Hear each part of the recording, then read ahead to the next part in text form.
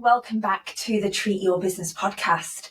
I'm your host, Katie Bell, and today we're going to have a straight talking, no nonsense conversation about something that is absolutely crucial to your success as a clinic owner, and that is accepting personal responsibility. Now, I want to be super clear before we get into this, that this isn't about blame, this isn't about shame, this isn't about making us feel bad. But this is about leadership, because here's the truth. Every problem in your business is a leadership problem. And until you accept that, you're going to stay stuck in the same cycle. You're going to feel frustrated that things aren't working while refusing to look at the person who actually has the power to change it, which is you. So if you're ready for this slightly uncomfortable episode, let's dive in.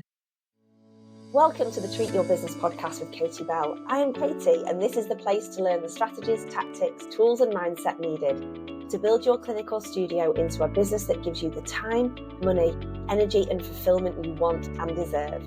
My team and I work every day with overwhelmed and exhausted clinic owners like you to shift them from a business that is a huge time and energy drain and is not giving them the income they want, to confident clinic owners that are making money, saving money and getting time back in their lives.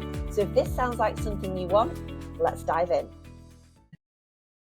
So why does personal responsibility matter? One of the things that we see time and time again in Thrive is clinic owners who come in full of enthusiasm, slash also shitting it slightly because they have taken that step to transform their business. They have decided that they need help. They have recognized that they can't just stay stuck doing the same things over and over again.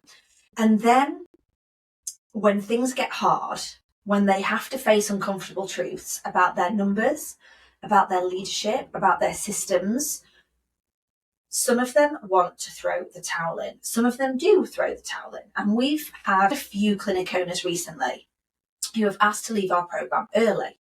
And do you know why that is? And it's not because the strategy that we teach doesn't work. It's not because they aren't super capable. It's because they're refusing to accept responsibility. They are hoping someone else will swoop in and ultimately fix their problems for them. And that's just not how it works. Success in business, just like success in life, requires you to own your results, like the good, the bad, and the really freaking ugly ones as well. And so I chose to put this episode together because it makes me sad when people struggle to accept responsibility and they are constantly looking for all of the reasons why it's not working for them.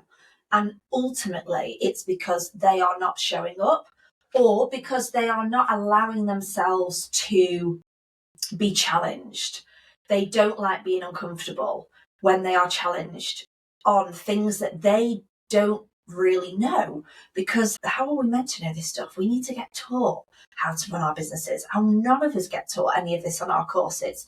So when I want to talk about the life cycle of the entrepreneur, because what often happens, and I teach this in sales as well, but this is called the emotional cycle of change. When you first dive in to becoming a business owner, you are filled with uninformed optimism.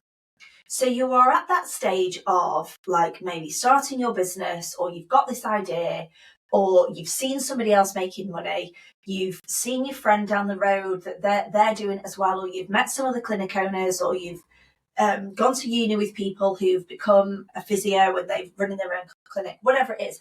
And on the surface, to the public eye, it appears successful. And so we then think, oh, maybe I can do that. Now, this stage when you're in uninformed optimism can be very short and it can be quite a long period of time. I was there as well when I thought, I was working for somebody else. How can it be that hard? He's making it successful. He's going on lots of great holidays. Like, he seems to have got this stuff nailed. And I didn't think he was particularly amazing as a leader or as a boss. I'm definitely going to be able to do this. And then what happens is you go into informed pessimism And that's when you realise that you don't actually know anything about running a business. You think you know, but you don't actually know. And so you know what you know, which is a whole lot of nothing. You know what you don't know, which is a whole lot of stuff that you're like, wow, I do not know about my numbers, metrics, KPIs, leadership, strategy, processes, systems, profit first method, accounting. I don't know all of this stuff. But then there's this massive segment of the pie, which is all the stuff you don't know, you don't even know. Now, when you're in this informed pessimism stage, it's okay, now shit's become real. I'm feeling overwhelmed. I'm possibly on a hamster wheel. I'm trying to do a lot of stuff. And I'm like reading this book and listening to this podcast. And then I'm doing this and I'm going on this course and then I'm doing another CPD, all in the hope that something will work. And we will get out the other side to this place of informed optimism and success and fulfillment, whatever that looks like to you. But what often happens is we drop into something called the valley of despair, which is where people just circle round in this same place of doing, and they don't actually look at who they are being. So they get to this place in the valley of despair where they are the same person. They are acting in the same way as the person that they needed to act like when they were like just starting their business or just getting into the kind of the throes of running a clinic or a business. But they've not actually done any self-development. They haven't actually stretched their belief systems. They haven't actually worked on self. So we have this same being trying to do different things to get them to where they want to be, and that just doesn't work. So what then usually happens, the majority of entrepreneurs, is that they go, oh, actually, maybe there's another idea, or maybe I'll do something different. And they swoop back round to uninformed optimism. And we just go round in this cycle for years, for months, for however long it takes.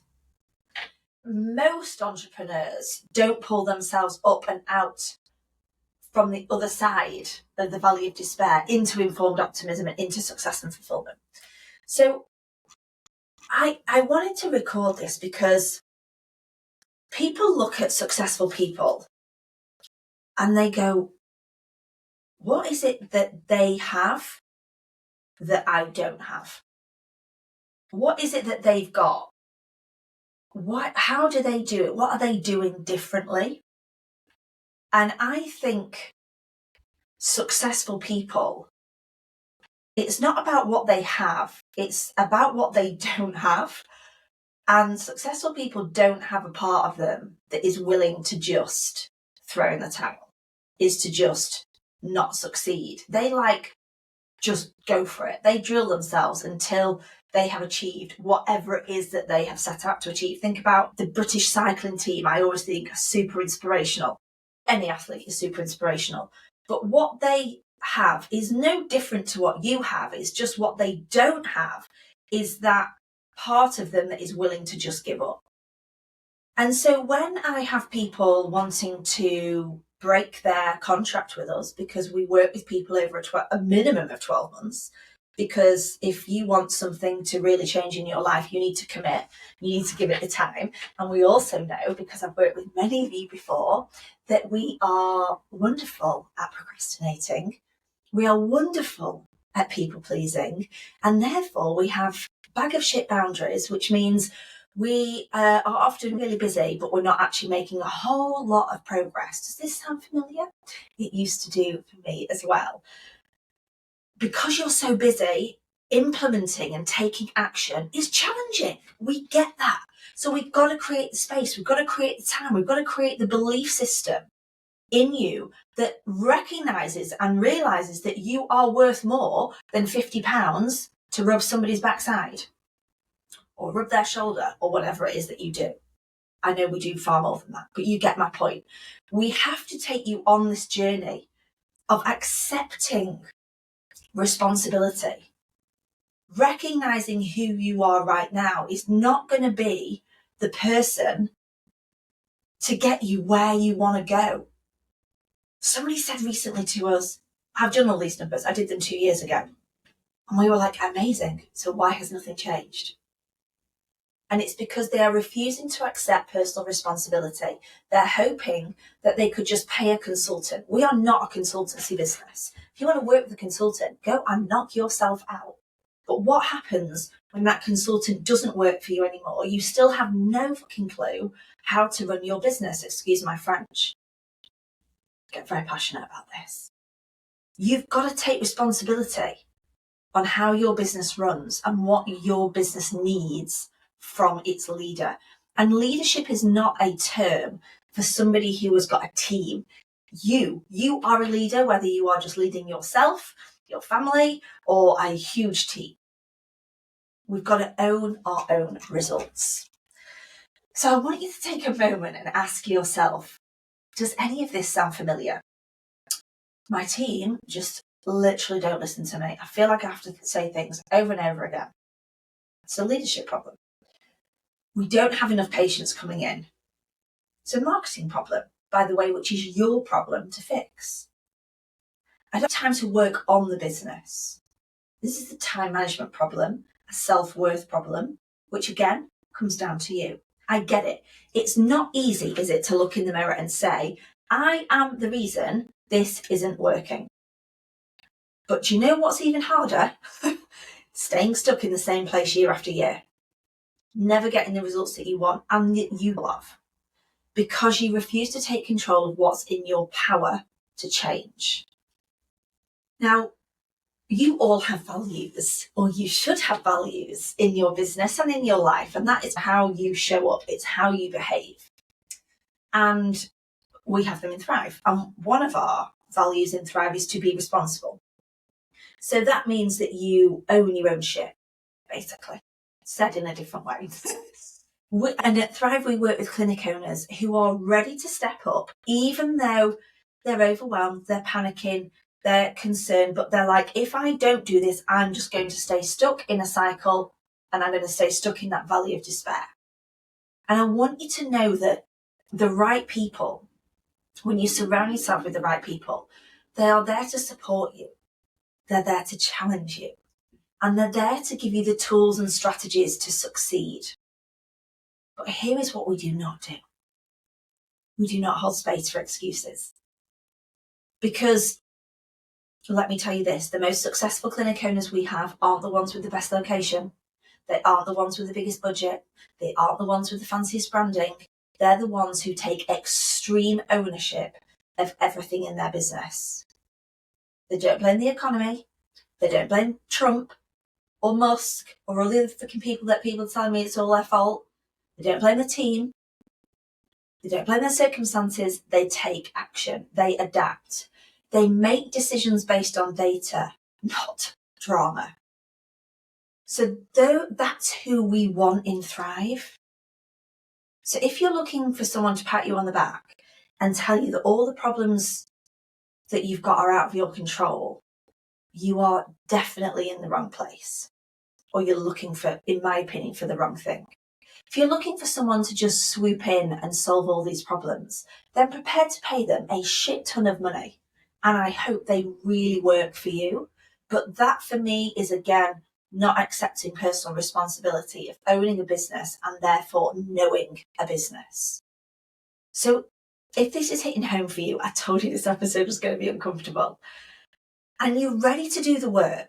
Like, it's okay. I always think, like, I'm in a situation at the moment where there is some big things happening and I don't know, I've never walked that path before.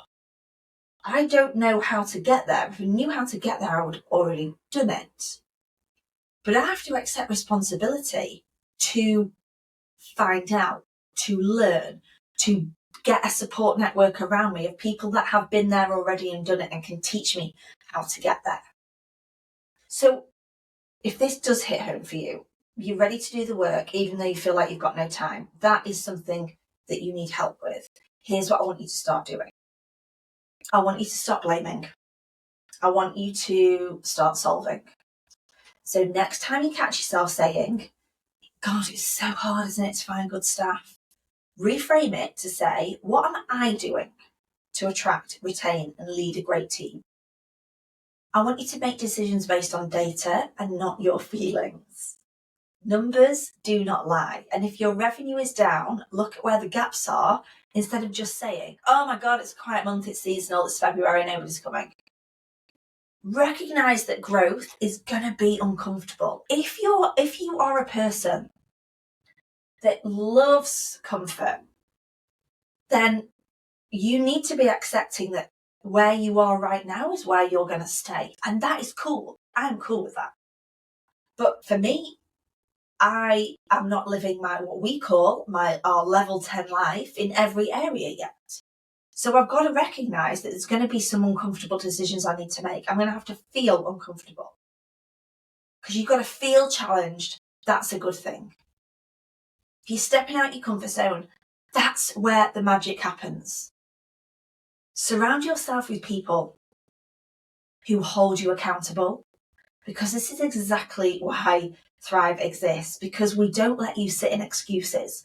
We wrap you up in the most wonderful cuddly blanket, but then we also are going to pull it back and say, okay, we're going to push you to be better, because we have sat in that comfortable, lovely blanket for far too long.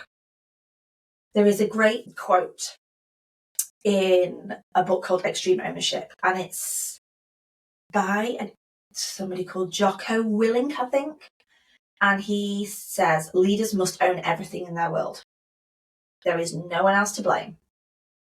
And what we mean there is, if your business isn't performing in the way that you want it to do, the first place to look is in the mirror.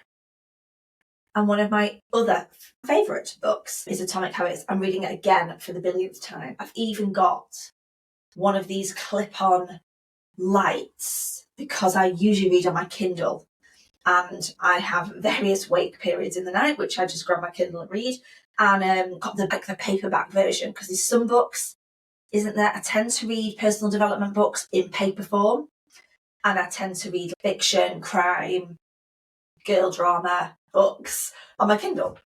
So in the middle of the night, sometimes if I want to read Atomic Habits, I've got one of these. David Beckham has it. And I thought, if it's good enough for David Beckham, it's good enough for me.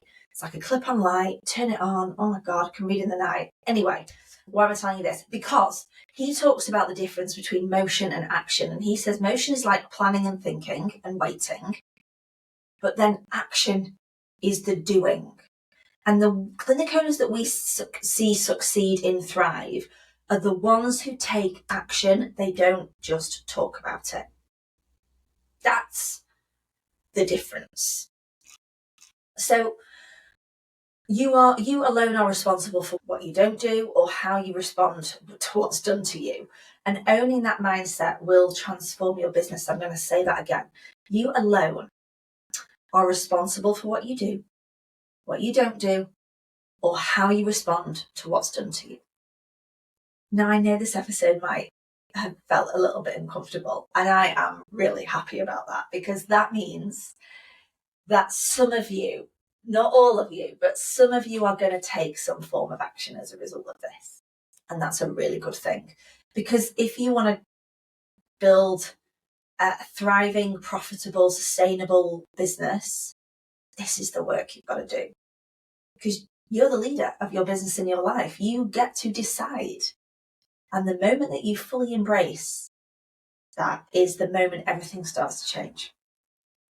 Now, I really hope you found this episode helpful. And guess what? I am going to say that I would really love to hear from you. What is super helpful when you're churning episodes out week in, week out, and we have done 117 episodes, I think now. Week on week, we have never missed a week. But what's really helpful when we're churning these episodes out is that I know that the content is what you guys really need and what you really want. So I'd love to hear from you. Drop me a message on Instagram, on LinkedIn, pop a comment in the video on YouTube. Share this with another clinic owner who maybe needs to hear it. And if you're ready to step up and take your business to the next level, then we are here for you. Thanks for tuning in, and I really look forward to serving you and helping you on next week's episode.